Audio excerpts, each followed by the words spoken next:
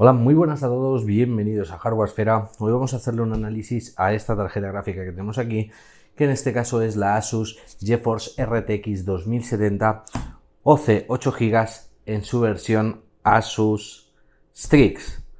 Ya sabéis que a mí los modelos de Asus Strix me encantan, los he comprado por muchísimo tiempo y hay cosas muy interesantes de las que hablar que siguen manteniendo desde los modelos anteriores y que eso hace que sea pues una tarjeta gráfica muy interesante. Siendo aparte también la 2070, claro, como no, vamos a analizarlo todo en conjunto y os dejo al final del vídeo con mis conclusiones. Vamos a empezar como siempre echándole un vistazo por fuera y luego la desmontamos y por último pues veremos las pruebas de rendimiento.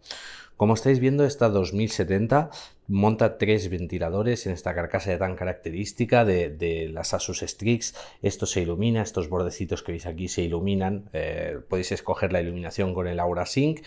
Y no hay mucho más que decir. Si la vemos por la parte de abajo, nos encontramos un disipador bastante heavy que cuando lo desmontemos podremos apreciar que tiene 8 caleductos que son especialmente indicados para mantener una muy buena refrigeración. Asimismo, si nos fijamos en esta zona de aquí, veremos que hay un subdisipador que hace plenamente contacto con los módulos VRM.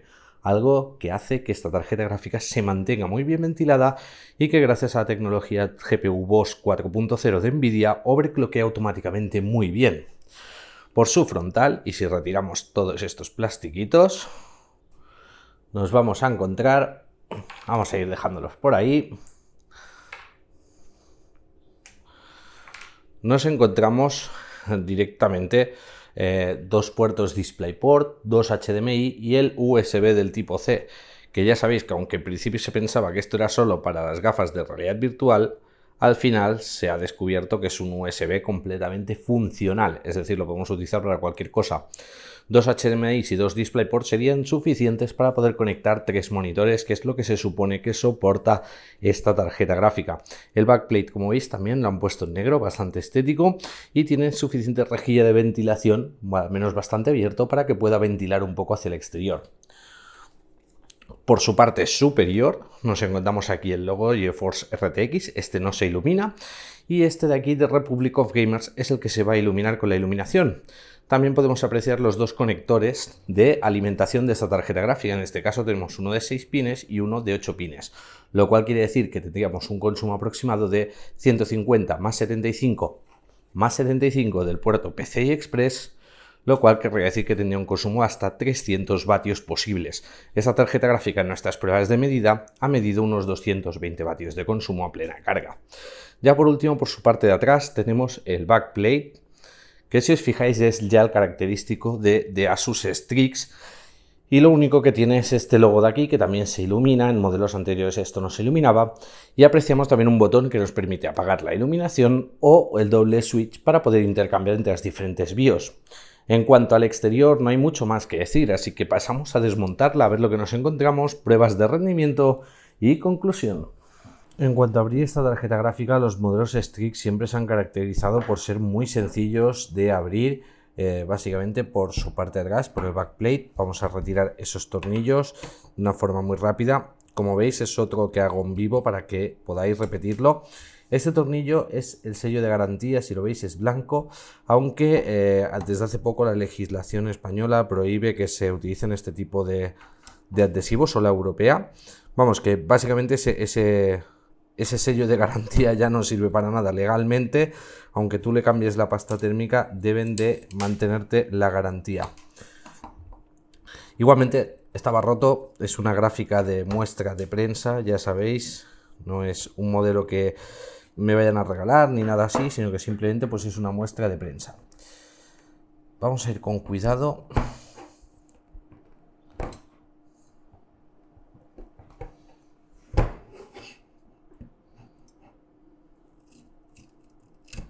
Vale, lleva un poco de adhesivo en la parte de atrás, que es lo que me ha hecho dudar, es ese adhesivo. Y como veis lleva los dos conectores, el típico conector de ventiladores y el de la iluminación RGB. Aparte pues ya se ve el otro pin para conectar RGB y los dos ventiladores, algo muy característico de todos los modelos Strix. Es decir, esto es una de las cosas que más me gusta de los modelos Strix, y es que si por ejemplo vuestra placa base no tiene suficientes conectores de ventilación, tenéis dos extras aquí y también una salida para el RGB. Ahora bien, lo que estamos viendo es disipador fuera, un disipador que está bastante bien, como veis, bueno, suficientes headpipes y una muy buena construcción, ya muy característico, y un subchasis. El subchasis es más complejo de retirar porque hay que quitar un tornillo del frontal, pero lo vamos a quitar igualmente. Vamos a empezar por este tornillito de aquí y con esto saldrá también el backplate, es decir, el backplate sale al mismo tiempo que sacamos el subchasis. Otro por ahí. Básicamente los estoy aflojando, veo que no salen ahí. Digo, si no me voy a por otro destornillador o... Es que, no sé, no tengo por aquí el magnetizador, desmagnetizador. No sé dónde lo he metido con el traslado. O me quedan cajas por abrir, pero bueno. Eso es otra historia, chicos. Así que vamos a seguir, vamos a darle caña. Ya sabéis que en versiones anteriores de Stix, o por si no sabéis os lo digo yo ahora, en algunos no había iluminación en esta parte, es decir, era completamente liso. En esta iluminación pues habrá que tener cuidado. Ahora hay que retirar estos dos tornillos del frontal. Bueno, lo voy a retirar así.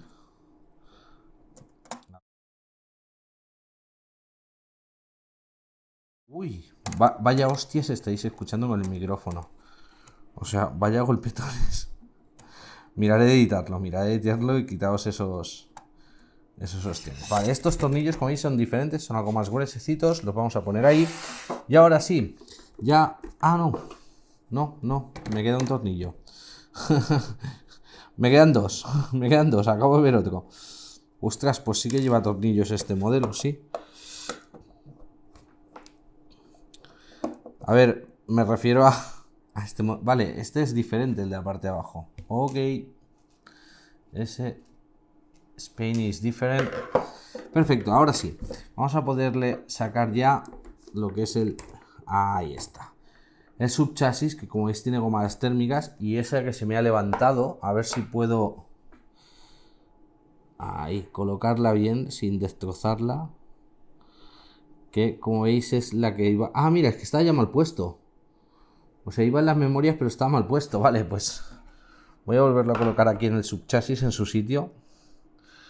Esto, el medio que la desmonto antes, pues lo que sea, no le quedó bien montada. Ahí está. Ya la veis ahí en su sitio. El subchasis básicamente lo único que sirve es, pues por un lado tiene pega y por este tiene lo que son las refrigeraciones que encajan con las memorias. En este modelo exacto las memorias son Micron. Tenemos 1, 2, 3, 4, 5, 6, 7 y 8 chips, 1 GB cada uno. Y 32 bits de bus por cada uno, es decir, 32, 64, 128, 256 bits totales. Tenemos la GPU central que vamos a limpiar. Y luego tenemos pues una pequeña entrada de corriente del puerto PCI Express, todas las conexiones directas de comunicación del PCI Express. Tenemos aquí arriba dos sistemas de alimentación que no son fases completas, es decir, tan solo son alimentaciones secundarias para los puertos de salida, etcétera.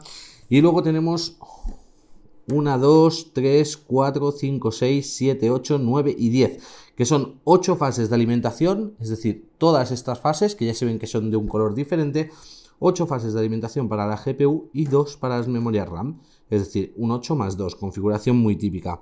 Tenemos los condensadores, 2,5 voltios, 820 microfaradios.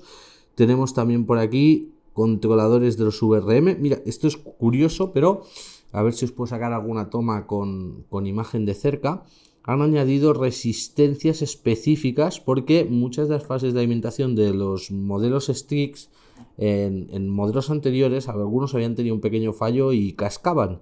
Y han añadido una resistencia de sobreprotección muy interesante. Creo que son fases dobladas, tendría que mirar específicamente el chip si lo son o no. Luego tenemos aquí directamente un montón de condensadores, que hay 1, 2, 3, 4, 5, 6, 7, 8, 9 y 10. que exactamente no sé qué pintan aquí, pero supongo que es estabilizar más la señal de entrada hacia las VRM, ¿vale? Porque básicamente veo que hay 1, 2, 3, 4, 5, 6, 7, 8... Sí, es como si hubieran dos por cada... O sea, hay dos por depende de qué MOSFET. Bueno, luego tenemos aquí todo el sistema de control general, el control completo de todo lo que es... todo lo que son los MOSFETs. Tenemos los fusibles de entrada, la regulación de las salidas del controlador de ventiladores, del RGB header, y aquí tenemos el chip de control de los ventiladores y el exterior. Vamos a darle la vuelta. Y lo que os decía, con mucho cuidadito. A ver si puedo levantarla ahí con cuidado.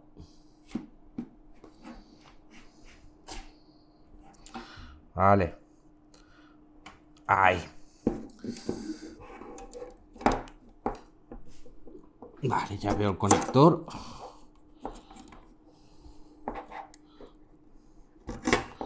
Perfecto.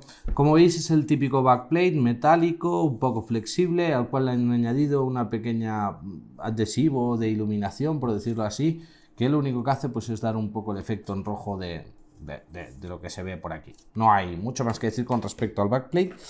Y por la parte de atrás nos encontramos el conector del backplate. Ya lo habéis visto que básicamente encaja con todo el control del sistema de iluminación. Es decir, este conector va anclado a este, que es el que controla la iluminación del disipador. Así siempre van igual.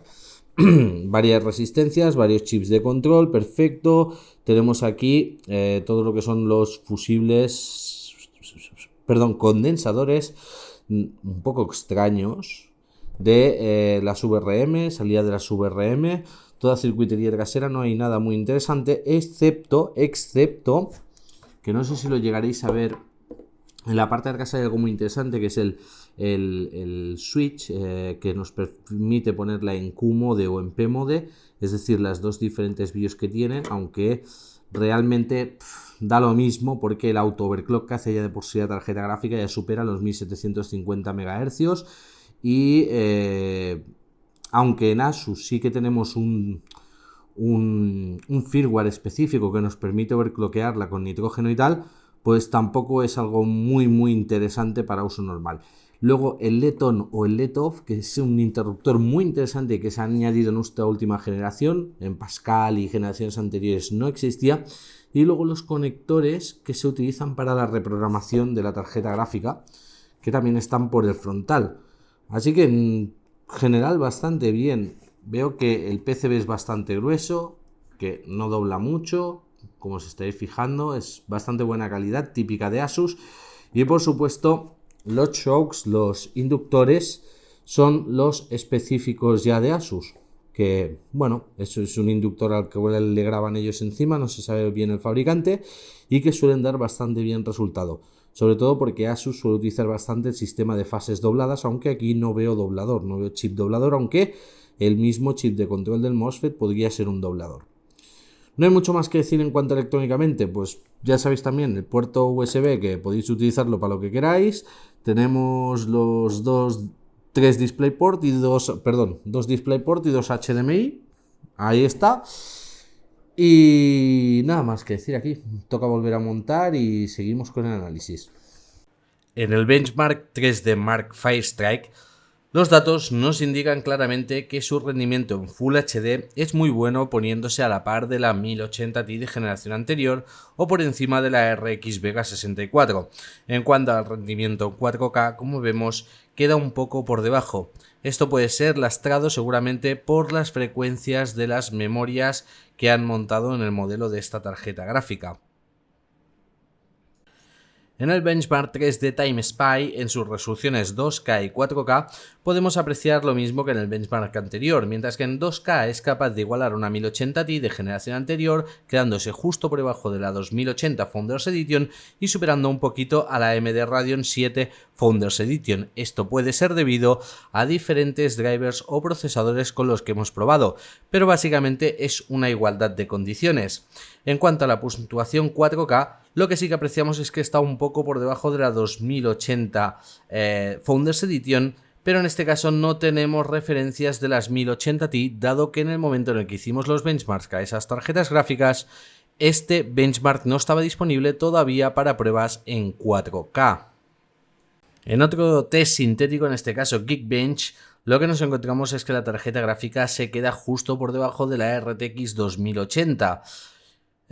Justo por debajo suyo estaría la 2060 Founders Edition y luego ya nos encontraríamos las 1080 Ti. Ya sabéis que este es un benchmark con una prueba sintética bastante peculiar y que a veces da resultados bastante dispares en cuanto al rendimiento real del hardware, pero dado que es uno de los softwares que se utiliza para el rendimiento, creo que era necesario añadirlo en esta comparativa. Pasamos a Unigine Heaven. En este caso ya sabéis que es uno de los benchmarks más antiguos que hay y creo que imprescindible pues poder ver los resultados. Y como podemos apreciar, pues en este caso la Asus STX 2070 queda justo por debajo de la AMD Radeon 7 Founders Edition, por debajo de las 2080 y por debajo de las 1080 Ti. En este caso, supongo que por las puntuaciones, que las tenéis en Full HD y en 1440p, el mal denominado 2K, nos encontramos que en Full HD está bastante bien, pero que en el caso del 2K es donde destaca esta tarjeta gráfica. ¿Por qué en Full HD no ha subido más? Pues esto puede ser debido a que el procesador que hemos utilizado para las pruebas de esta 2070 es el Ryzen 5 2600, cosa que en otras tarjetas gráficas como las 1080 Ti probamos con procesadores Intel i7 7700K, así que supongo que el resultado en Full HD por eso ha sido un poco más bajo, pero eso no deja de indicar que estamos básicamente viendo lo mismo que en los benchmarks anteriores, es decir, aunque varíe un poco la posición en la escala, el resultado en apariencia parece ser el mismo. En Unigine Superposition, el último benchmark que ha sacado esta compañía y quizá el más depurado de todos los benchmarks que tenemos aquí, nos damos cuenta que el resultado ha sido un poco extraño. Tanto en 1080 Extreme como en 4K Extreme, los resultados la sitúan justo por debajo de las 1080 Ti. Justo por encima de la AMD Radeon 7 Founders Edition, lo cual nos vendría a decir que esta tarjeta gráfica pues básicamente es lo que venimos comentando hace mucho tiempo, una 1080 Ti de nueva generación. El resultado extraño es en 4K, donde podemos apreciar que esta tarjeta rinde bastante menos que las de antigua generación 1080 Ti. Esto puede ser debido por la frecuencia de sus memorias RAM, algo que ya hemos indicado en benchmarks anteriores y que claramente nos hace referencia a que para ir al 4K deberíamos de optar a la 2080 Ti. Ahora ya dejemos tanto benchmark sintético, pasemos un poco más a juegos. Aunque lo que estáis viendo en pantalla es el benchmark del Rise of the Tomb Raider, la verdad es que también hemos jugado a él y se aprecia básicamente lo mismo. Podréis encontrar unos tirones en pantalla, pero son debidos a la grabación. ¿Qué nos podemos encontrar en el caso de este juego? Pues básicamente el resultado viene a ser el mismo que en las pruebas anteriores, está justo por detrás de la Radeon 7 Founders Edition y encima de la MSI 1080 Ti Gaming X. Como estáis viendo, pues el resultado la equipara a algunas 1080 Ti, es decir, en este caso habría subido un poco de potencia y en sus diferentes resoluciones lo que nos encontramos es lo mismo que antes. En Full HD y en 1440p el rendimiento es muy similar a la 1080 Ti, pero en 4K nos volvemos a encontrar con que queda algo corta, es decir, esta tarjeta gráfica no está pensada para el 4K, algo un poco extraño, pero vuelvo a decir lo mismo, supongo que es tema de las frecuencias de las memorias RAM. Y ya por último y para finalizar, lo que estáis viendo es básicamente el Age of the Singularity. Este es un juego complejo en el cual cada benchmark es completamente diferente y las puntuaciones varían un poco, pero bastante acertado y llevado a la realidad. También tiene un benchmark en DirectX 12. Lo que estáis viendo son un montón de pruebas que solemos hacer con este juego. Y el resultado pues viene a corroborar todas las pruebas que hemos hecho anteriormente. Básicamente esta tarjeta gráfica en resoluciones Full HD y 2K se comporta como una 1080 Ti, pero en resoluciones 4K queda un poco corta, aunque también debemos de decir que en este caso, si os fijáis, no hay resultados de resolución 4K con las 1080 Ti, dado que en el momento que teníamos esas tarjetas gráficas, por desgracia no teníamos la disponibilidad de un monitor 4K para poder realizar todo este tipo de pruebas. Aún así, yo creo que las pruebas son más que evidentes. En 4K rinde un poco más la AMD Radeon 7 Founders Edition y esto es debido al ancho de banda de sus memorias, y supongo que con las 1080 Ti pasaría exactamente lo mismo.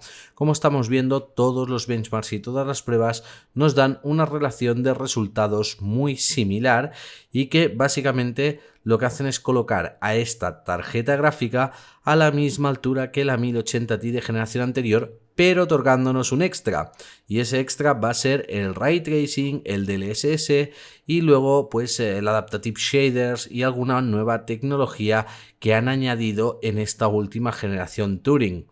No hay mucho más que decir, chicos, yo creo que va siendo momento de que conozcamos precio y conozcamos mi opinión. Ya por último y para finalizar, ¿merece la pena? ¿No merece la pena? Saltador, ¿qué te parece a ti esta tarjeta gráfica? Bien, como lo habéis visto a lo largo de la review, en cuanto a la característica de ser una 2070, se comporta muy similar al resto de 2070. Su función de doble BIOS realmente pues no es que valga mucho la pena. Sí, a lo mejor para overclockers profesionales está bien, pero en cuanto al sistema ya automático de GPU BOS 4.0 que utilizan las Turing, ya funciona bastante bien, ya la tarjeta gráfica por ella misma overclockea bastante bien. En algunas pruebas la he visto a 2000 MHz. Lo cual indica claramente que ya por sí hace un overclock bastante bueno. En cuanto a jugando con las BIOS, he conseguido llegar a los 2050 MHz. Es un poco un sinsentido, no es necesario, o sea, para esos 50 MHz quizá con otro tipo de disipador, con nitrógeno, con un pod, pues quizás sí que merezca la pena, pero yo creo que en ese aspecto esa función no. Me encanta, eso sí, lo que han añadido en esta versión, que es el botón de apagar la iluminación, súper práctico. Por cierto, toda la iluminación RGB es compatible con Aura de Asus, por lo cual también lo podéis apagar desde el software. Esta tarjeta gráfica tiene un precio de unos 580 a 610, dependiendo de la tienda. ¿Vale? Digo dependiendo de la tienda porque me encontré variaciones. Los modelos más sencillos de 2070 los podéis encontrar a partir de los 510 euros, lo cual quiere decir que de media esta tarjeta gráfica vale unos 80 euros más que modelos más sencillos de 2070. Entonces, ¿merece la pena? ¿No merece la pena coger las Asus Strix? Mira, os voy a dar mi opinión sincera y directa. Esos 80 euros puede parecer mucho y normalmente siempre compramos a la baja. A mí me encantan los modelos Strix, los he utilizado muchísimo tiempo por lo que habéis visto a lo largo de la review. Es una tarjeta gráfica que no se calienta, no tiene temperatura excesiva, pero aparte me gusta por otra cosa. Primero, esos dos conectores de ventilación atrás. Para equipos más sencillos, para placas base sencillas que normalmente solo tienen uno o dos conectores para ventiladores extra, eso le da la vida al ordenador entero. Por mucho tiempo he utilizado yo una 1070 Strix en un ordenador con una placa base que tan solo tenía un conector de ventilador. Gracias a estas dos tomas extras podía refrigerar la caja. También podéis sacar una tira de iluminación RGB, bueno, pues por si queréis ponerle el típico soporte o alguna cosa así, iluminarla al mismo tiempo que la gráfica. Pero a mí lo que más me interesa son esos dos conectores de ventilación y el sistema en sí de ventilación de la misma tarjeta gráfica, que lo va a mantener a una temperatura muy estable, muy regular y que es muy silencioso. Este sistema de Asus ya es de sobra reconocido en el mercado por lo silencioso que es. Entonces, si vais a montar un equipo que tiene ciertas carencias en cuanto a ventilación, porque la placa base no tiene suficientes conectores y demás, merece completamente la pena. Ahora, si vais a coger y vais a montarlo en un equipo, en una placa base que ya tiene 6, 7 u 8 conectores para ventiladores que ya te sobran, pues quizás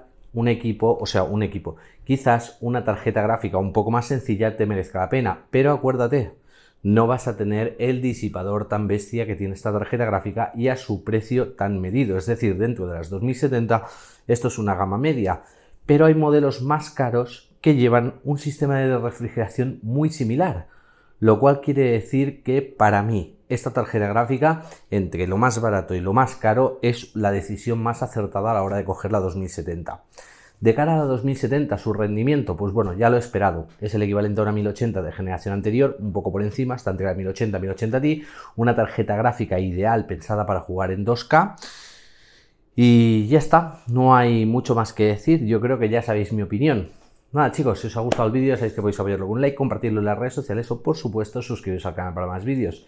Esto ha sido todo, con esta magnífica gráfica me despido y hasta el próximo vídeo.